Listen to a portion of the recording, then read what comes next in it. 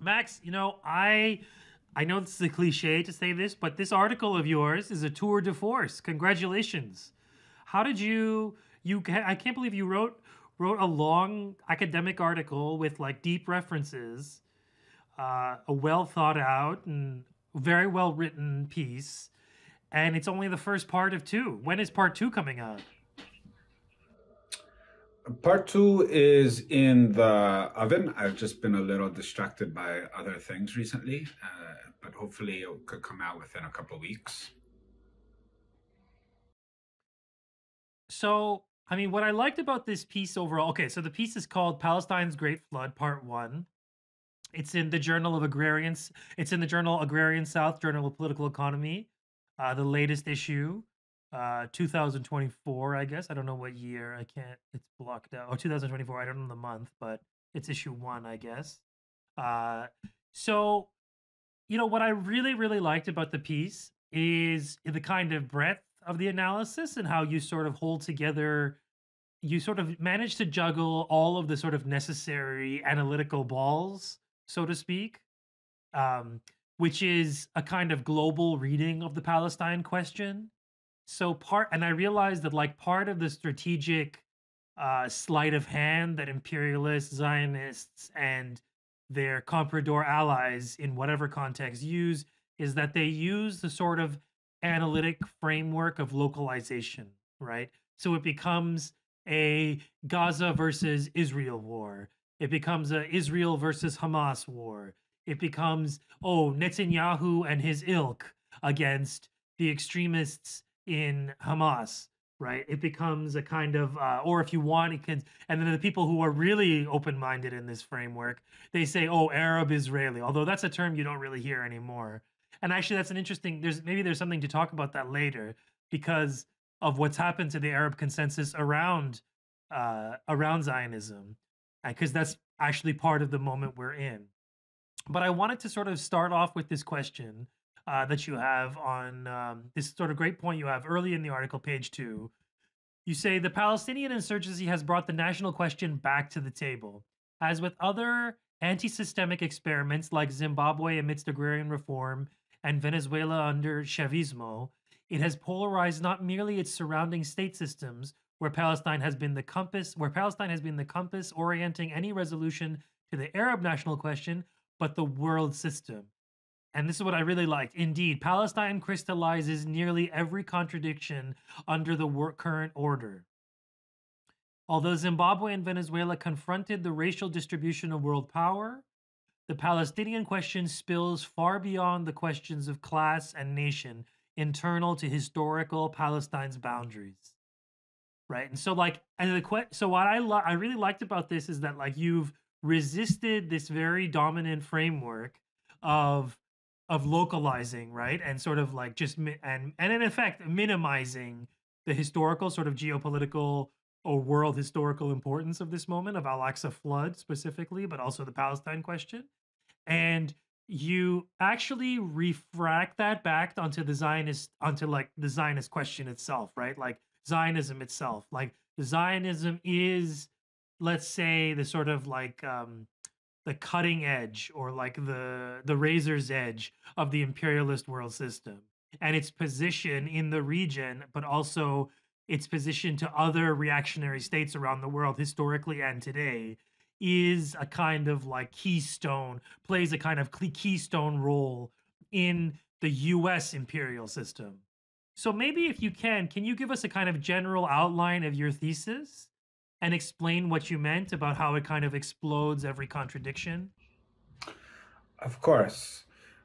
So, first of all, if we go back to the historical meetings of the third world, or the historical discourse of the third world intelligentsia, or the historical theorizations coming from outstanding thinkers of third world Marxism and national liberation, like Cabral, for example, we would always find Palestine, and we would find very specific mention of Palestine. Palestine as as a struggle against Western racism and imperialist domination. Palestine as a struggle against French and British and US imperialism, the need for unalloyed solidarity with the struggle for self-determination in Palestine, and so forth, right? So to that end, it's actually returning to the kind of historical discourse which came organically from all the convocations of the national liberation movements themselves, going back at least to Bandung, where Palestine was had a specific mention and really brought alive the imaginations, particularly of the Arab delegations, but who shared it with their concerns with the remainder of the third world already then, right? So it of course had a powerful symbolic resonance because there was a shared struggle against this shared experience by most of humanity, which was the colonial experience, right? And it is partially, or in large measure, for that reason at least, that can account for a very substantial sympathy. I mean, there is a memory of colonialism and a revulsion against colonialism, and this is part of why Palestine attracts a nearly universal sympathy in historical ways. Now, it goes beyond, of course, colonialism, right? There is correspondingly a historical role played by Israel, both in the Arab region, but also in the third world.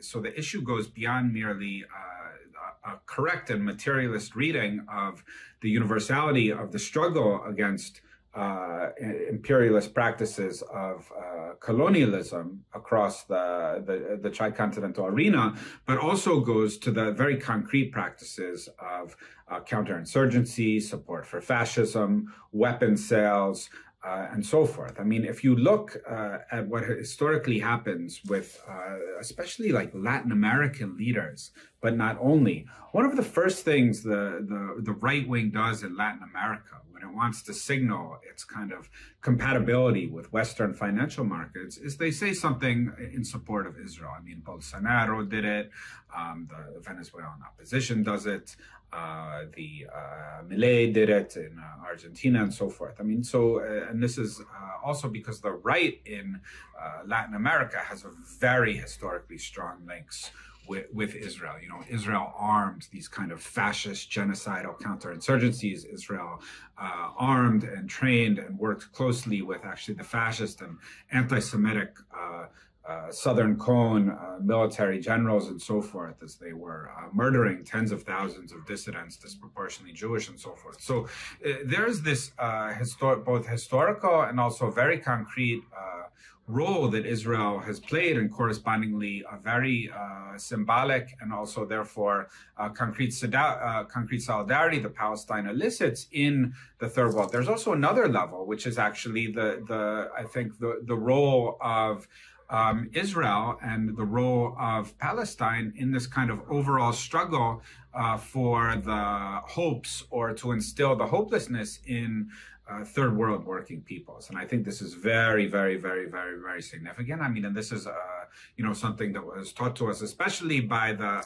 post-1967 Arab hard left cultural producers, thinkers and poets and so forth, who were very clear that this is kind of a very central role that, to quote Ali Qadri, the role of Israel was to instill a sense of defeat, and correspondingly what was needed is to mobilize a sense of the ability to resist imperialism. And, just yesterday, I was watching some videos of Nizar Banet, who was the assassinated, outstanding Palestinian organic intellectual who was murdered by the PA, Israel and America's lackey in Ramallah. And what he said was he was of course raking into the kind of what he called the so-called Palestinian academics or intellectuals, who he called just kind of artificers of nice words, who use them to lie. And he said, there's a criticism of us for using what you call mobilizing speech. And in fact, what you want to do is extirpate any language from any words or any concepts from our language that actually mobilize people and that give people strength and that give people hope to resist imperialism, and that's what you call mobilizing speech. And he says, isn't it a good thing to mobilize people against Israel, right?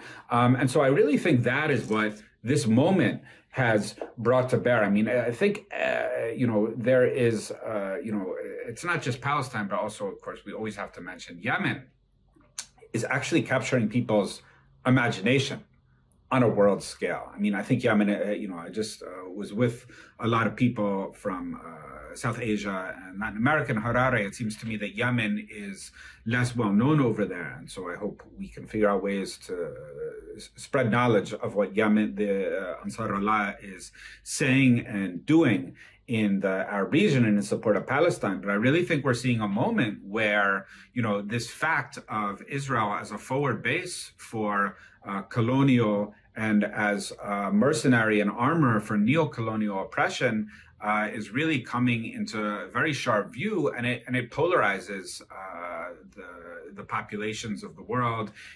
It polarizes the intelligentsia, the ones who are supporting it, who are in rhetorical support of efforts to resist the Israeli project, those who are suddenly very mute, those who are silently supportive, those who are really have a revulsion against working class Arab militia who are taking control of their own fate and did not ask for anyone's permission other than, of course, the surrounding population in order to carry out this takeover of their own fate and to mobilize independently of kind of the concerns of the Azmi Bishara Center for Palestine Studies and so forth, right? So I think these are the kinds of contradictions that we are seeing come into view. And I think it's, this moment is very clarifying. I mean, people are telling us who they are, and we need to be watching and listening very, very closely.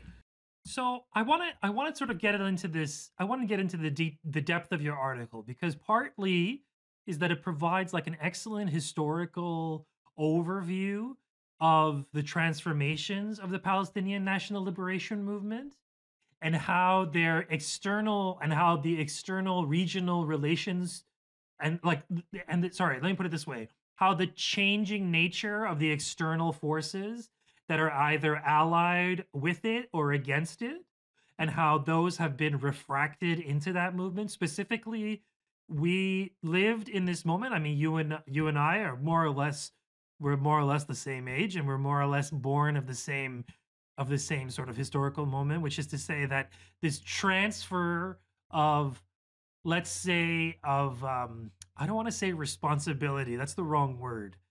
I want to say, let's say, the transfer of patronage of the Palestinian movement from Arab socialist and Arab nationalist regimes, a term I don't like that I just used, which I shouldn't use, but nevertheless, to its main sort of state actor backer, which is the Islamic Republic in Iran, and its non-state actor, which comes, well, and also Syria too, and Yemen, but that comes into that's in all of these sort of like responses to the changing vicissitudes of the other allies who then sought normalization. Firstly Egypt, then Jordan, or was it the other way around? I can never remember. But essentially is that you have the historic allies of the Palestinians shift gears into normalizers, and then you had people who were forces in the case of Iran.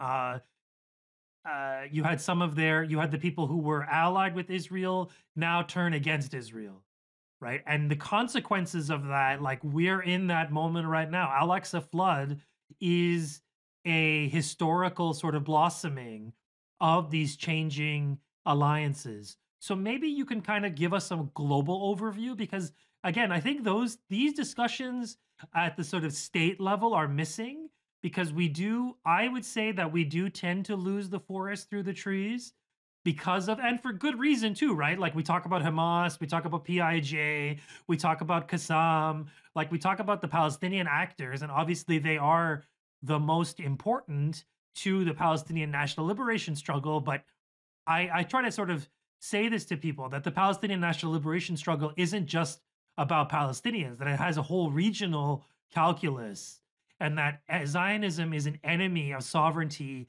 of hundreds of millions of people regionally and around the world. If you include countries around the world, it probably reaches into the billions because of, as you said, its connections to countries in like reactionary movements in Africa, in Latin America. Israel is this vector of American imperialist power, and understanding opposition to it and what happens to the opponents of it, that I think your article does a great job. So maybe you can elucidate that a little bit. Sure. So, we live in an interstate system and an interconnected world, which is a cliche, but this also affects the capacity of any form of national liberation movement to maneuver. I mean, the interstate system and the relative strength or weakness of various anti-systemic forces within the world system are actually the landscape, the contours, the relief upon which the national liberation movements are forced to maneuver, right? They're not like these like heroic guerrillas who or they're not simply heroic guerrillas. They're also heroic guerrillas who are able to deploy resources that ebb and flow based on what's happening elsewhere in the world. So, I mean, during the period, the high tide of the national liberation movements, first of all, the national liberation movements themselves were all organically intertwined with one another. So there were connections between Gaddafi's Libya and the ANC and also the Palestinian revolution. And there were connections between many of the African liberation movements and Egypt, for example, which was a headquarters in exile for many of the national liberation movements. And there were historic relationships also between some of these liberation movements or some of the Arab nationalist states and the Eastern Bloc, and also the Soviet Union during certain periods and not others. There were also some ties, not that strong, between China and various national liberation movements. But in particular, of course, the national liberation movements in Southeast Asia and so forth, right? And so the Palestinian cause is tied, and this is without going into the question of kind of counter linkages within the embattled states themselves, or even relatively non-embattled states within the interstate system, which is a slightly separate topic of multipolarity and whose multipolarity, which I recommend. My comrade Paris Hierros has an excellent article about that. But sticking more narrowly to the Palestinian cause, right? You need resources in order to muster either a war of national liberation, or for that matter, a war for global public opinion and boycott, divestment, and sanctions, right? You need resources. And if the only resources that you can get are from Western trade unions, you're going to be nodding your head and saying, okay, the only thing we can do is boycott, divestment, and sanction Israel. And accordingly, that will be your main modality of struggle. But if there are what this PhD researcher called the possibility of weapons for the poor from Iran, which is not only providing weapons themselves, which transit Syria, transit Lebanon, arrive by sea or by tunnel into Palestine, but also probably much more significantly, provide blueprints and specs for weapons development, as well as specs for actually how to construct the machine tools which are used to provide weaponry. And this has been very well established, as well as the financial resources that can keep a movement afloat, and also to some extent allow it to provide civil society resources to kind of build up the popular credo, as has very much been the case in Lebanon and Palestine. Then these are the necessary resources that movements require in order to flourish, and in their absence, they would falter, right? So historically, the major centers of poles of relatively sovereign capital accumulation in the region, especially before the Islamic Revolution, were countries like Ba'athist Iraq, in its various iterations, and Gaddafi's Libya, and before that Nasser's Egypt, and the Syria, wonderfully under the 1966 to 1970 Ba'ath, which was a very radical system, and then to a lesser extent under Hafez and then Bashar al-Assad. These are the states that are actually providing material resources to the Palestinian movement, and where the Palestinian movement is able to be headquartered. And then, of course, there's other states that are contending for that role. For example, Qatar, which also does the great gift of providing basing rights to the U.S. regime and also providing a kind of workfare program for fail-son academics on a wide scale, but to make sure that they toe the line when they're kind of pondering, pontificating about Palestinian liberation and so forth. But this to the side, we can come back to it. You need material. It's national liberation requires material support. And so with 1979, the coordinates and the kind of wellspring, the mines from which that support could be extracted shifted radically, right? I mean, you had, people, and this is something we've discussed, and also you've discussed on your show ad infinitum. People really are unhappy to admit that Iran had a populist, anti-imperialist revolution in 1979, where people took state power, and the dominant ideology animating the revolution was a kind of melange of a variety of strands of thinking. Portions of it were Marxist, portions of it borrowed, and because it was the high tide still relatively of Arab nationalism. Portions of it are radical nationalism. Portions of it were Arab, borrowing from Arab republicanism. Portions of it were reformulations of Shia ideology in order to animate a kind of liberation theology discourse. Portions of it were adaptations of dependency theory. And these fused into a revolution which kicked out the U.S. Embassy and almost immediately started providing resources and also an ideological base for not just Shia Islam, but also for portions of the Muslim Brotherhood, for that matter, right? I mean, Tunisia's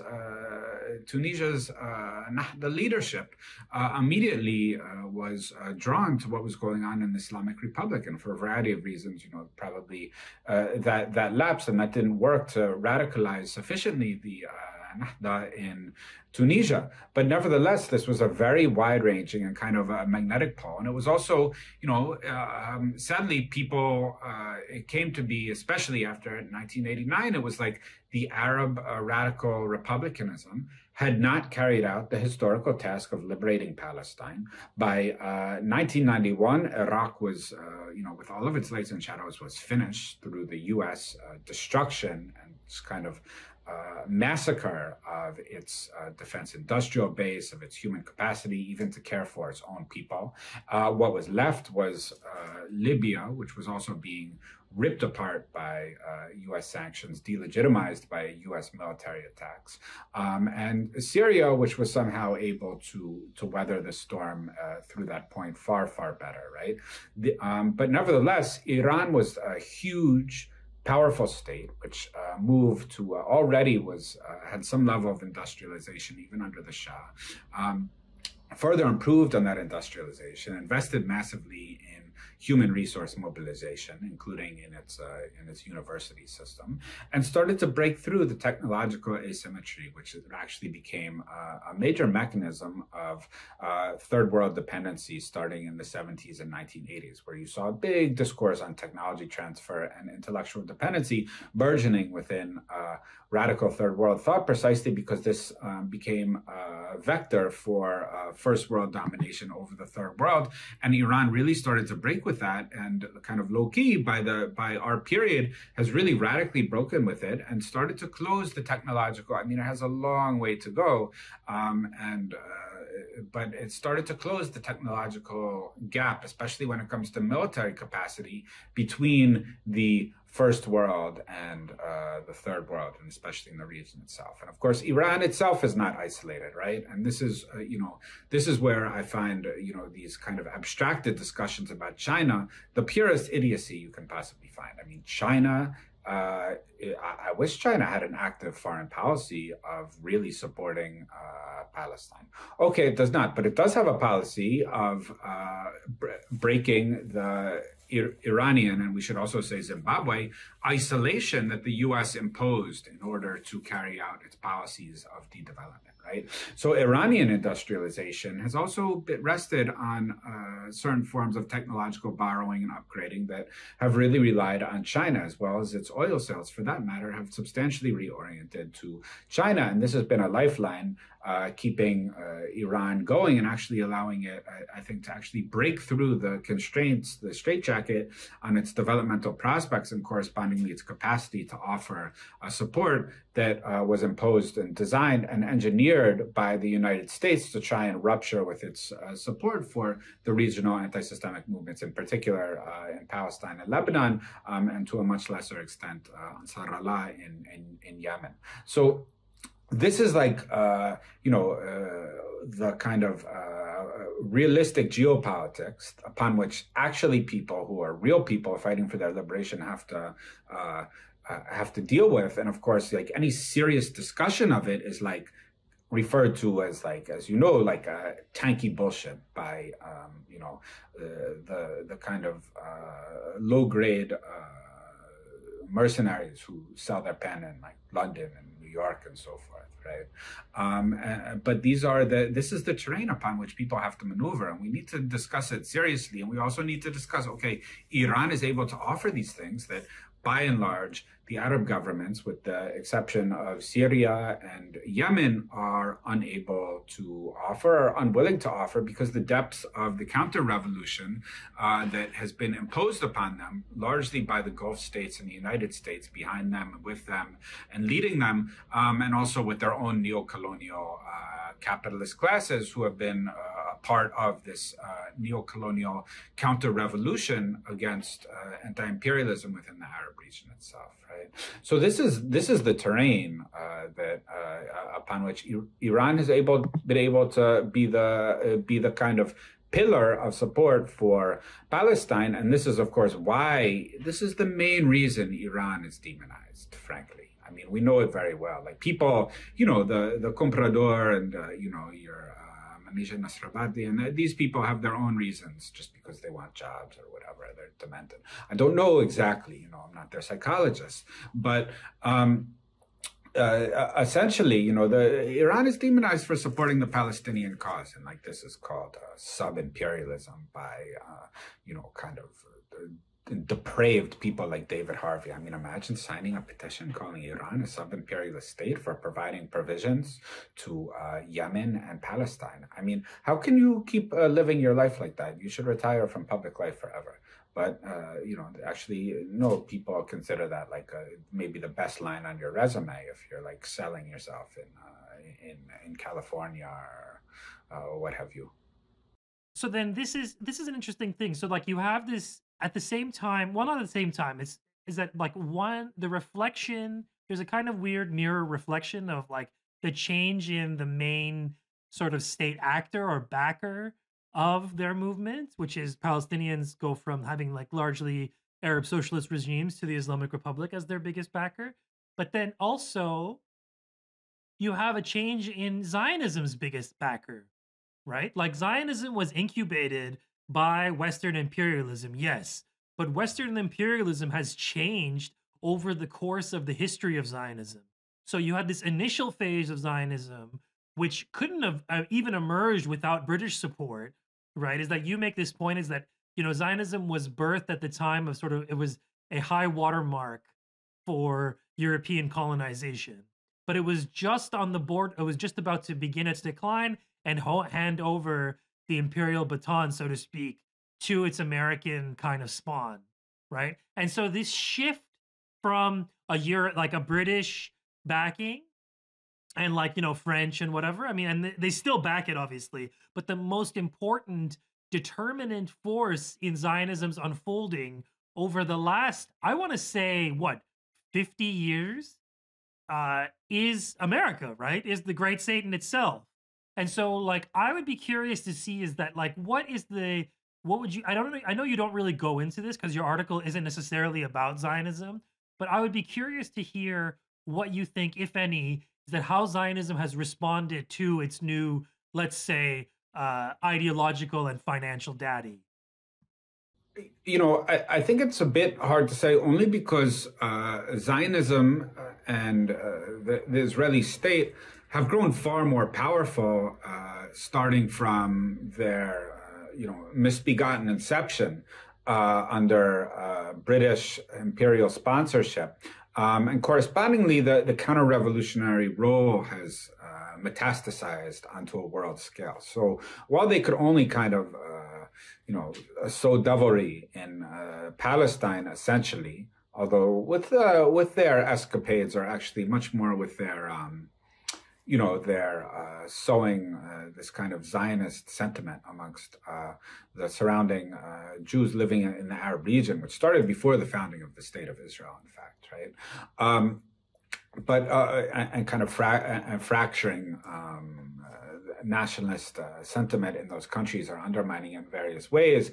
I mean, Zionism was a small little thing before 1948, right? It wasn't capable of playing such a huge role. By 1956, Zionism was being recruited in order to, at that point, to help the French attack Algeria, for example. So because Nasser was identified as a major source of ideological support and also material support for the Algerian Revolution, this was a major component of why France, when conspired with Israel for its tripartite aggression against Nasser, right, as well as the kind of very dangerous thing from the imperialist and colonial and neo-colonial perspective of what Nasser did in terms of the nationalization of the Suez Canal, right? This actually set a very dangerous precedent because theretofore nationalizations had not been particularly widespread in the third world. I mean, take Tunisia itself, there had not been widespread nationalization just in 1956. It actually took many years, and that had a very powerful impact on Tunisia in terms of what it was deemed feasible to do, just to take one example, right? So this was this was kind of the watershed, I think, of the globalization of the Israeli role in terms of counterinsurgency. I mean, I think a much more attentive historian of Zionism could probably speak to the concrete.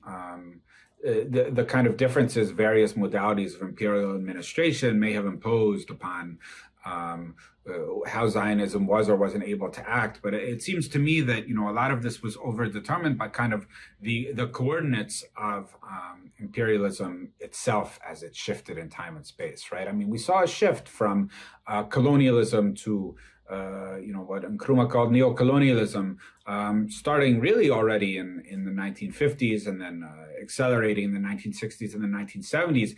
This meant that Israel, first of all, became much more a tool to hammer any form of populism or Marxism or insurgency on a global scale, right? Rather than becoming less a tool of stabilizing colonial aggression and revanchism, although of course that was the case also, right? For example, I mean, Israel had notorious links with the apartheid regime in South Africa, and Israel also had strong links in terms of arming, training, and assisting Portugal in terms of its counterinsurgencies across Africa, and its kind of desperate attempt to hold on to, for that little thing of land in Europe, for it to hold on to its large colonial empire and so forth, right? But I think it was under America that you really saw a shift, which is kind of suitable for America. I mean, America is really, a neo-colonial power more than it's a settler colonial power. Of course, this should go without saying, but its mode of imperialism has been much more neo-colonial, whereas the other NATO states had colonial empires, right? I mean, now they have neo-colonial empires, but historically they had colonial empires. And so, Israel's role has been to support the neo-colonial agenda on a world scale of the U.S., and it's done like a beautiful job of it from their perspective, right?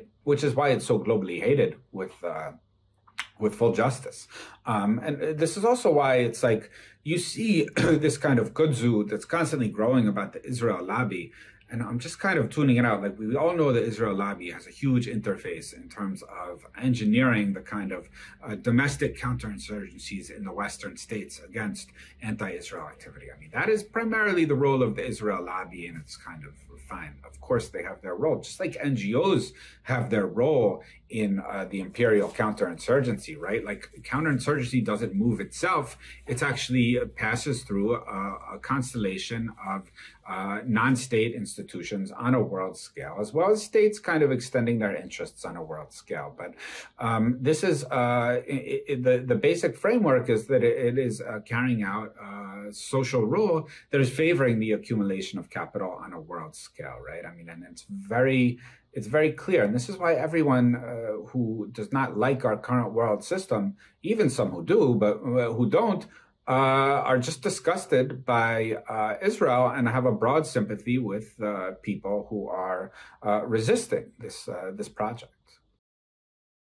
So then I want to ask you a question that it's been on my mind a lot, and I'm doing an episode next week on it. I think I haven't told the guest yet, but I think the guest will be down, and I want to sort of think about the state of the Palestine liberation struggle vis-a-vis an older question in national liberation struggles, namely secularism.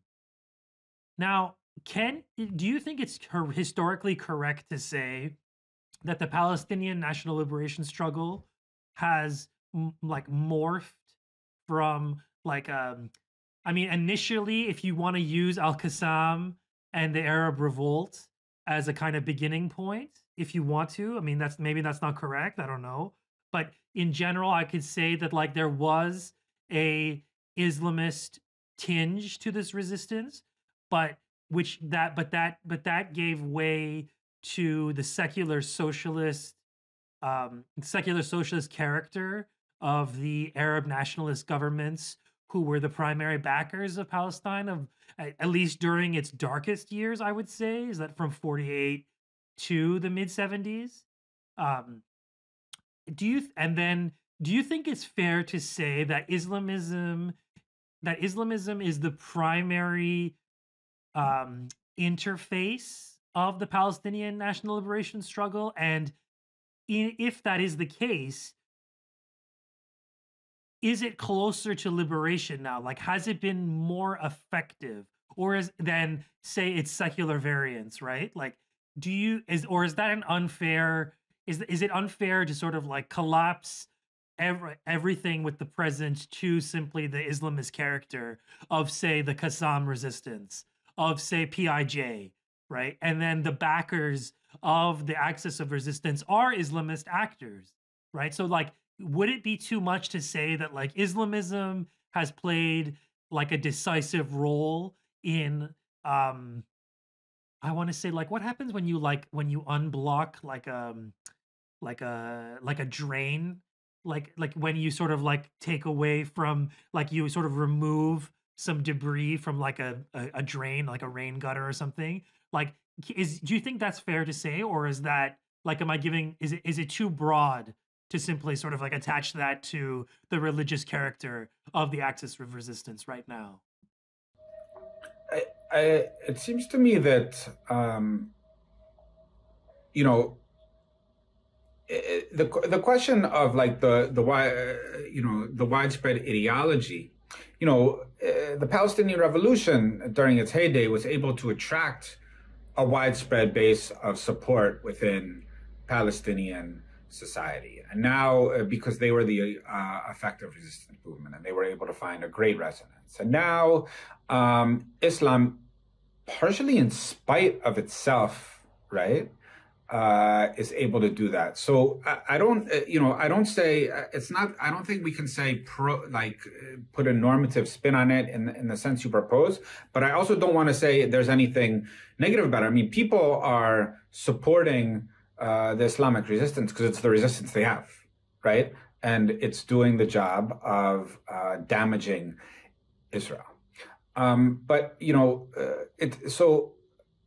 for me, what is especially significant, and this is something that Patrick Higgins, another frequent guest of yours, has really helped me see, is that the biggest difference between Palestinian resistance in its kind of leftist secularist heyday versus its contemporary Islamist iterations is that it has, in its modern iterations, both it and also its surrounding support bases have, with really the strong exception of Syria, it's important to be clear. I mean, we can talk about Syria, but have been able to mobilize these kind of flexible methods of warfare. Right now, the most effective flexible methods of warfare are the fact that these are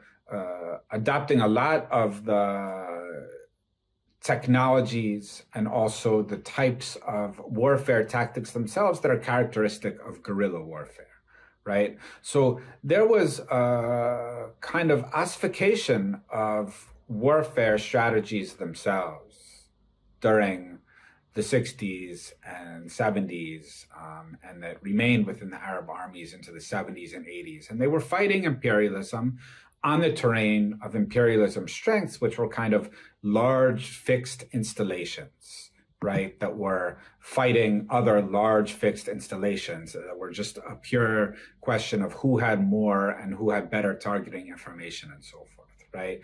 And you saw this in a microcosm in the October 7 attacks themselves. But what the regional resistance movements have done is look into these technologies, study them, identify their weaknesses, and use more or less supple and flexible and decentralized forms of guerrilla resistance alongside democratization of various forms of technology, some of which is relatively low tech, for example, mortars, and some of which is very high tech, like however they're getting these drones down, and using, as well as, never mind, like Iran's hypersonic guided missiles and so forth, and also the kind of the low tech of actually large scale buried military installations, as in Lebanon, of course, the tunnels in Palestine, but also you can be sure that all of Iran and Yemen's significant military infrastructure is entirely underground. So I think they've just been capable of learning from history, right? And they have the advantage of a broader capacity to share technology amongst one another. I think probably, what this has to do, I respect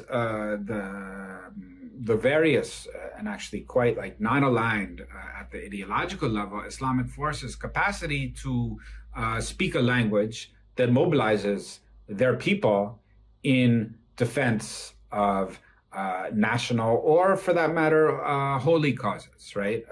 I respect that fully, but it seems to me that the secular age, they were also able to mobilize their people, but they just didn't have the means to fight in a way that more directly threatened Israel and also brought NATO to a standstill. And I think seems to me this has more to do with a learning by doing within the warfare capacity itself, but also the different kinds of industrialization and industrial capacity that actually offer that are opening up capacity for development and sovereignty, not just in the Arab region, but also in the third world as a whole, that maybe did not exist in an earlier period. To go against the premise of my previous question, is that you have an array, like you have forces, Islamist forces that are allied with Palestine, but then you have an array of Islamist forces that are allied against Palestine. So it's not like Islamism has any specific rootedness in the Palestine question. So I guess that would like I'm arguing against my own question in effect. And I guess another thing that to if this is correct is that partly of what you're saying, what I'm hearing is that the nature of war has changed too during this time, so that you don't have like in 48 you had some of the Arab armies on horseback fighting against this like modern Zionist force that had all the latest weaponry given to it from the UK and from Europe, right? And so you don't, right, but whereas right now, like you have like an Israeli Zionist military that enjoys complete and utter like domination over the indigenous people it rules over or it tries to, and yet it can't do anything effective other than destroying civilian infrastructure and using the only real like the only real unrivaled sort of sphere they have, which is air power, right? Like they use their air power to resolve to their losses that they face on the ground, right? Because their conscript army just simply doesn't have the ability to hold land, so they just destroy it. Now you can make the argument that Zionists actually don't care about their losses on the ground, and the point is to destroy Gaza. So I sometimes wonder if like who's winning on the ground, because if the goal of Zionists is to make life unlivable in Gaza, like they are reaching that goal. However, the goal of forcing Palestinian lives themselves out is not working. So I would say that like warfare and all of this has changed too, and the nature of insurgency has changed. Because we think, I mean, I just think back to like these images of like Palestinian like fedai with like Kalashnikovs, fighting against, fighting what were inevitably losing battles, right? Or resorting to these operations like on planes and stuff, or like at Munich, like highly spectacular operations that resulted in like symbolic victories, but nothing more than that. Whereas Al-Aqsa flood resulted in a material process that forced the Zionist military to like reassert its hegemony, and like that's the last 4 months we've been seeing that is that this attempt to like reassert its superiority over the enemy, but in failing to really get back any number of its captives, only shows that it's like it's not able to. So I guess in some ways, what I'm trying to say is that like you can't necessarily attribute our current moment to any one specific facet of history, right? That like, oh, it's more religious now. It's like not as secular. Like it's like, you can't really, it's like, oh, it's Iranian backing versus Arab backing. Like you can't really, because there is also Arab backing still. It's in the form of Yemen and Hezbollah, right? And like that's like those aren't non-Arab actors too. Like the Yemeni state like supports And Palestinian resistance, Syria. and and Syria too. How could I forget Syria too? Um, The thing, we often don't mention Syria because it's not doing the kind of direct attacks, but um, what's forgotten, Syria is literally starving, right? It's starving in ways not through a form of severe economic strangulation. I mean, malnutrition is endemic, and the development of Syria has been absolutely raised. I mean, Yemen is also starving, by the way. I think not as severely as Syria is, and there's severe hyperinflation in Syria. So the kind of war of developmental attrition has been very severe on Syria, and this affects their capacity to be much more than both a transit point and a logistics hub. But they're also continually being bombed by the Israelis and Americans. Right, this is nonstop.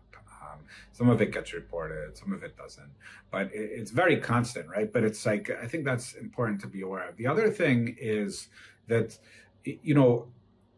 um, Israel still is trying to harm Hamas, right?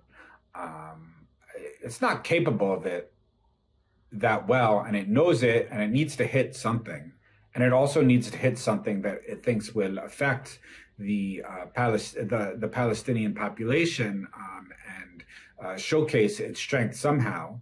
And so that's part of why it's carrying out this genocide against the civilian population. But it's trying to fight Hamas. It's just failing very, very badly. So there's a kind of a discourse that so the counterinsurgency has become genocidal as a matter of course. Because of the inability to target a socially embedded guerrilla population. This is clear, but at the same time, they're trying to hit Hamas. I mean, they're trying to find these tunnels. Very little of that filters in because, you see it. For one, I think we're probably not following the Hebrew press very well, and all the nuances, and of course, I'm sure the resistance is following it. But the Israelis themselves, they have no one who would be interested in making that legible to us. I mean, because the Israeli left is kind of a collection of scoundrels and bandits and miscreants and racists, right? There's like 6 Israeli leftists, maybe, and maybe they're in Berlin. But the point is that there is a real attempt to carry out a military suppression of the military aspects of the Palestinian population. It's just failing very, very badly. And this is a testament both to the degradation of the Israeli army, right, which has actually only been useful for military occupation and murdering civilians on the one hand, and on the other hand, it's that you have a highly trained guerrilla forces that are fighting for their land and their freedom. Right. So there are these dynamics as well. And I think it's, I think it's important to understand how counterinsurgency becomes genocidal. This is a lot of what I get into in the second half of the article, because otherwise, we sidestep the fact that Israel is targeting the Palestinian civilian population because it cannot target effectively the armed brigades. Right, that's the reason the counterinsurgency became genocidal. But is that true? I mean, is that really true? Because, I wonder, because Israel was genocidal before October 7th, right? Like, Israel was waging a genocidal war before October 7th. It just wasn't waging it. It was waging it through siege warfare, right? And and you outline this too in the article, that you have this, especially through the consolidation around Oslo, and the division of the Palestinian National Liberation Movement into these 2 very different wings in the West, and geographical wings, which is to say, is that one in the Gaza and one in the West Bank. And since 2007, 2000, I can't remember, 2007 or 2006, when the election of Hamas, is that you have this full blown establishment of this genocidal siege, right? So the business of counting calories of Gazans, right? This is genocidal. So I just wonder, this, the counterinsurgency war, yes, that Zionists are fighting, the Zionist military is fighting, is genocidal, but that's not a strategic shift. That's not a serious strategic shift. It's just a change in tactics, or an escalation, let's say, that October 7th presented them with the opportunity to do so. Or is that wrong? I think it's not wrong. I mean, the truth is in both, I think. Of course, there's always a tendency in Zionist thought and Zionist practice to acquire more land and fully remove the Palestinian population as the best way to consolidate its control over the land. Because if the population is fully removed, then it is easier for it to it's easier to wage counterinsurgency that's not within the borders or boundary lines of historical Palestine, right? And then it becomes the task of neo-colonial Arab governments, right? Whether that's in Jordan or Egypt. I mean, obviously, there was always that strain.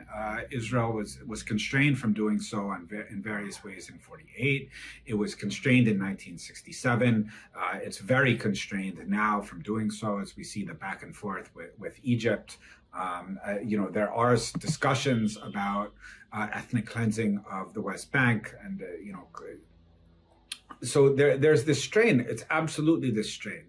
And then there are strains that are content to say, okay, we don't have enough of a neo-colonial consensus from the collaborator Arab governments to accept this cleansing. So how are we going to deal with the situation? We can deal with the situation another way, which is through the installation of Palestinian neo-colonial administration, which is, of course, the dominant modality in the West Bank, which has been partially successful, although fracturing very quickly over the last couple of years, although still quite strong. And then and then it completely fractured in Gaza, which is why they moved to the method of siege warfare and overt de-development in order to carry out a variety of goals, which were, which were kind of just about maintaining the status quo and trying to bleed out the human resources, to bleed out, to cause large-scale migrations, and in part, but that were not in fact demographically significant for the Palestinian population living in the Gaza Strip, but were kind of undermining the development project on the whole. I mean, people with resources are the ones who are able to leave, at least relatively speaking, right? So again, I don't think we can collapse these various techniques of Israeli control and domination into one trend or the other trend. I think they're all present simultaneously. But, the reason Israel is, and again, I get into it more in the second point of the article, the reason Israel is carrying out this savage operation in the Gaza Strip versus the West Bank is because the modality of neocolonialism has been its kind of least bad option in the West Bank. And the modality of siege was, for a long time, it felt, right, which is why it carried it out, was the least bad option, even when it was well aware that Hamas was building up large military capacities. And then with the catalyst of the October 7, 2023 operation, its preferred modality has been, and its announced goal has basically been, within the dominant currents, has been the removal of the of Hamas from administration of the West Bank, although there's also certainly a strain within the Israeli national security bureaucracy and elsewhere, which has been calling for an effective cleansing of the Gaza Strip and allowing a rump population of 100,000 to 200,000 to remain. So, I think that we can keep in mind that there is these kind of constant strain within the Zionist project that's been agitating for a further cleansing. I mean, that's always the case, but without forgetting that there are these what has activated it, but is also what activates this distinct mechanism of repression is in fact Palestinian upsetting of the status quo, right? And I think this is very important to keep in mind. I think it's important to keep in mind for one reason in particular, which is that the focus on, we need to keep our focus on what's moving history, right? Palestinians are not just the recipients of history, right? And are not just victims in this case. They're being victimized, but they're not victims, right? They're actually, we can have an Arab Spring throwback. They're agents, right? They're actually taking control. What has happened since October 7, 2023 is a very brutal and horrific and heart-rending consequence of Palestinians taking their own control of the historical process back from the Israelis, who are like, you have the option of either quiescence and de-development and gradual flight, or you have the option of us raising your world. And Palestinians stepped outside of that paradigm and were like, actually, we are not interested in being subjugated to Israel, and we're not interested in being subject to your political determination of our fate, and we are going to try something else, right? In fact, I think what happened was, from my reading, was well beyond what they thought they were capable of doing. I don't think they expected the Israeli military lines to collapse that quickly, and for that many hostages or POWs to be taken. I don't think they expected that to have that much success in raising so much of the Israeli military infrastructure and so much delay in the Israeli response. I don't think these things were actually expected by the Palestinian resistance, which kind of turned what would have been a large operation into a world historical event, right? But this is just the reason I have a slight hesitance to kind of just say, look, this is to collapse it into a continuous project of Israeli genocide, which is happening, but the incitements and also the causes of restraint have to do with both internal Palestinian resistance and capacity to resist, and organizational and logistical capacity to resist, but also the nature of the Arab state system itself, right? And I don't want to block those from you, because those are actually the contours upon which which structure any form of plausible or possible resistance project. We've been going for over an hour. I know you have a meeting soon. I guess this is the sort of $64,000 question. That's not really for us to answer, because like we're not Palestinians, we're not in Gaza, and that's not like an identitarian position. But I just mean that like the burning question that a lot of people pose, I guess in general, but also I see it online, is that is it worth it? Like, is it worth it to like have your development set back by decades to wage these to wage war against these imperialist enemies who have immense firepower at their helm? Now, mind you, I'm gonna say that like I'm not someone who lives in a colonially in an oppressed country. I'm part of the global north. Like my taxes pay this war machine. My life has been geared towards supporting this war machine, whether I like it or not. But there is this thing that lingers in the back of my mind about like people ask this question of like, it's the Klingon proverb, better to die on your knees the better to die on your feet than live on your knees. Right. And I know that's like an unfair and kind of like almost trite question at this point, because people in Gaza decided that it was worth it, obviously. But I can't help but ask, like the destruction that we're witnessing, right? The terror, and the things that we're not witnessing too, the things that have been kept off cameras, which are probably even more mind-blowingly evil, that you have to wonder, like the calculus for October 7th is that was the necessity of the prison break of October 7th beyond, like I've heard too that it had to do also with the project of normalization with Saudi Arabia, with Qatar, right? Like how normalization had picked up steam, especially during the Trump era, where the American imperialist kind of hegemons said to its proxies and its comprador regimes that you have to accept this little boy called Israel into your club, or we're going to start waging war against you. I mean, I feel that like that's something to sort of like ask here. And maybe it's not for me to ask, maybe it's not for you to answer, but maybe we could do it anyways.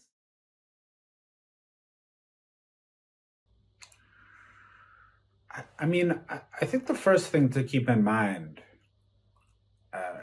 is one that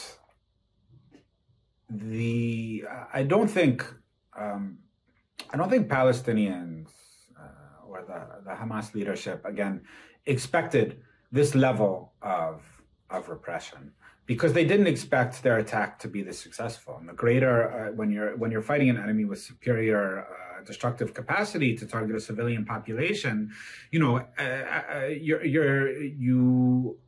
calibrate your attacks. I mean, this is exactly why there are calibrated attacks from the north, right? And this is exactly why there was a kind of not a status quo, but a a still water running deep from 2014 to 2023, within which Israel was well aware that Hamas was building up some type of military capacity, which it obviously did not fully understand. And on the other hand, it knew that Hamas was superficially keeping the southern occupied Palestine relatively untargeted by rockets, with the exception of the 2021 Unity Intifada. Right, that was the quid pro quo. Now, Hamas made a strategic decision. Now, what one of my comrades, Mohammed Majdalawi, said to me is that, it was able to do that, but also to build up its resistance capacity, because there had been some forms of discussions with the Palestinian population that the status quo was not sustainable. Right, and that there was the flight of Palestinian populations, including large numbers from Gaza, going to Europe. They saw what had happened to Syria. They saw what had happened at Nahr al-Bared. They saw what had happened to Yarmouk camp amidst its destruction, and that there was not a guarantee, and that the status quo was bleeding them out slowly. And that they needed to do something to shift the status quo, so they didn't become a permanent kind of stuck in a kind of containment fence, this kind of amber, this pile of amber that kind of prevented them from being in history anymore.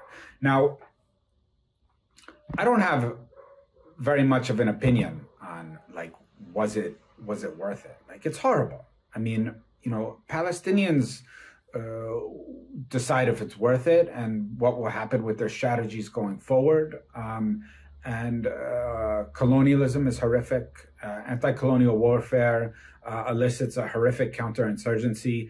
And in general, the modalities of imperialist and colonial wars of extermination, and also capitalist wars of extermination, like the Nazis visited upon the Soviets, these carry immense costs, right? And the way you avoid those costs is by building up a sufficient deterrence capacity, right? Which is what Iran is doing, and which is what Hezbollah is doing, and which is what China is doing, and in its way, what Russia has done, especially with maintenance of the nuclear umbrella. And it's kind of, in its way, it's what Hamas was able to manage from 2014 to 2023, but it wanted to go beyond deterrence in order to actually say, okay, we have a cause, and we're willing to fight for it, and we're willing to die for it, right? I mean, you had 40,000 men, maybe more, under arms. Right, it's 2% of the population. You're able to convince them, their families know they're under arms. You have large families. You have so you have 20% of the population at least, right? So you have a large, and this is a very speculative, and it's kind of a numbers game, but somehow there is a overwhelming majority, according to the polls at least, who have said, okay, we support the armed wing of this political party in what it did and what it's done and what it's doing. Is it worth it? We can't answer this question from our places. Thank you, Max. That was the answer I was expecting, in a sense. I knew that it was a kind of an impossible question, and it's not really a fair question, because again, we're not in the position of the Palestinian resistance. We're not Palestinians who live in Gaza. We don't live under this genocidal siege, and also, even for those in the West Bank who are subject to this terrorist army every day, this evil settler colonial army that murders its children, that kidnaps, that rapes, that does all kinds of evil things. This is not something that you simply just ask, oh, should we take more of this? And it's not for me to sort of ask that, but I just wanted to sort of think about that in the sort of global, broader context of what's happening in the region. and the acceleration of, let's say, the Zionist revanchist forces. Um, that, and I guess in some ways that like one of the contradictions that the Palestine question exploits is the contradictions inside the Zionist movement itself, right? Is that on the one hand, you have this largely secular, middle class, educated elite who dominate various parts of its various sort of industrial and cultural institutions, and then you have its religious, psychotic, fanatic, um, ultra expansionist forces who in the name of expanding Zionism's footprint, like bring upon it more destruction, right? Because they miscalculate, right? And so I would think that part of the game here and part of the calculation of the Palestinian resistance is to look at the Israeli leadership right now and say, like, this is the time to expose the let's say political, not just intransigence, but the like, what's the word, the ossification of Zionist political. I mean, these guys, they have nobody else but Netanyahu. Like, they have no viable leaders, which is actually very interesting to say, because what does that mean? Like, who's there after him? The guy has been around for what, 30 years. He's, in the words of Ilan Pape, like Israel's greatest politician, and he's also like the most loathed. So I guess in some ways, like, October 7th exposed the frailty of its own political unity, and it forced a class of people to leave. I mean, I've seen in Toronto, I've heard from people in Montreal, I've heard people in New York, in LA. It's full of Israelis who have fled, right? And I guess so in some ways, the genocidal war that Zionists are waging in Gaza, and to a lesser extent in the West Bank, comes home. And I guess that's part of the calculation. But Max, I'll let you go. Thank you very